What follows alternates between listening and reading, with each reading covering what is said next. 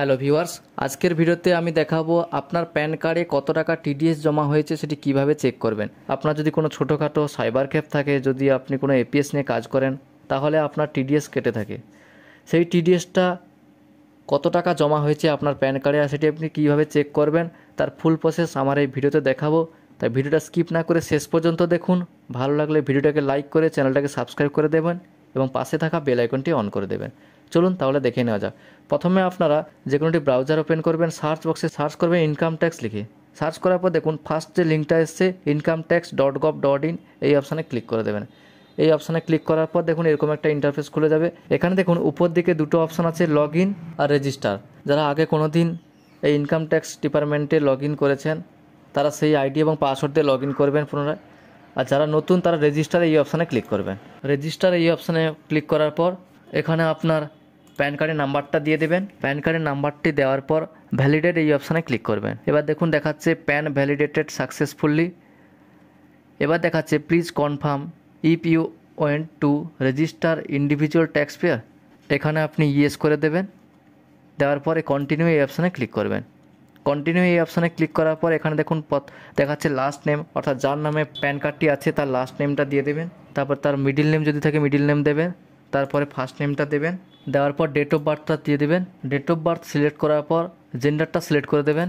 তারপর দেখুন residential status resident করে দেবেন। তারপরে কন্টিনিউ এই অপশানে ক্লিক করবেন।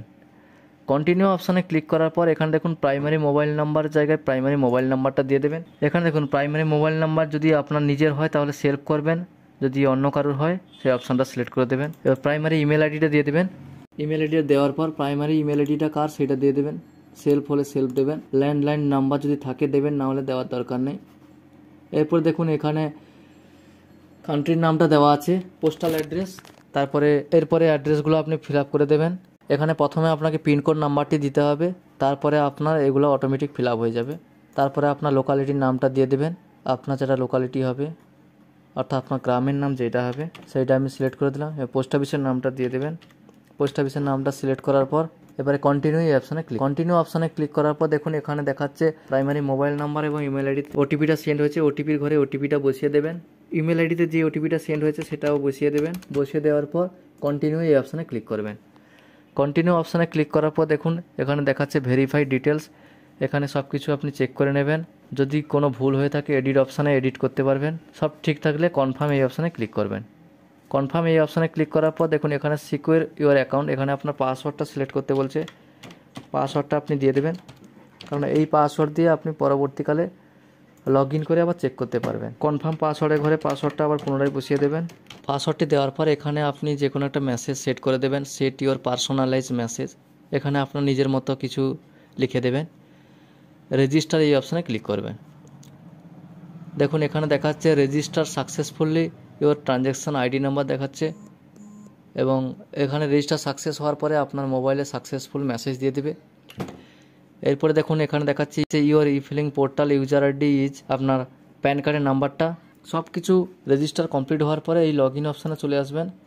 লগ ইন অপশানে গিয়ে যাওয়ার পর এখানে এন্টার ইউর ইউজার আইডি, অর্থাৎ ইউজার আইডি বলতে এখানে আপনার প্যান নাম্বারটি হবে। প্যান নাম্বারের ঘরে প্যান নাম্বারটা দিয়ে দেবেন। কন্টিনিউ অপশানে ক্লিক করবেন। কন্টিনিউ অপশানে ক্লিক করার পর দেখুন এখানে দেখাচ্ছে আপনি সেই মেসেজের বক্সে যেটা লিখেছিলেন সেটাই এখানে দেখাচ্ছে। আপনি যদি নাম লিখতেন এটা নামটা দেখাতো। এবার দেখুন এই চেক বক্সে ঠিকমাক দিয়ে দেবেন, পাসওয়ার্ডটা দিয়ে দেবেন। পাসওয়ার্ডটা দেওয়ার পর কন্টিনিউ অপশানে ক্লিক করবেন।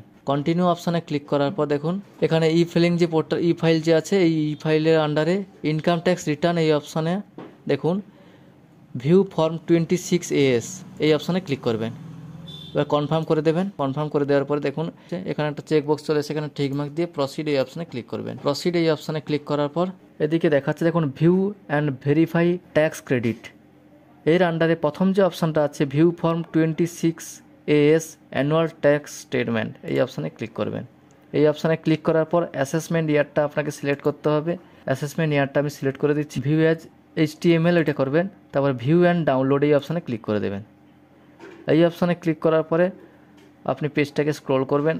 পেজটাকে স্ক্রল করার পরে দেখুন এখানে আমার দেখাচ্ছে life insurance corporation of India থেকে আমার টোটাল টিডিএস জমা হয়েছে 1451 টাকা এবং ধানহীন একটা এপিএস অ্যাপ এখান থেকে জমা হয়েছে 196 টাকা।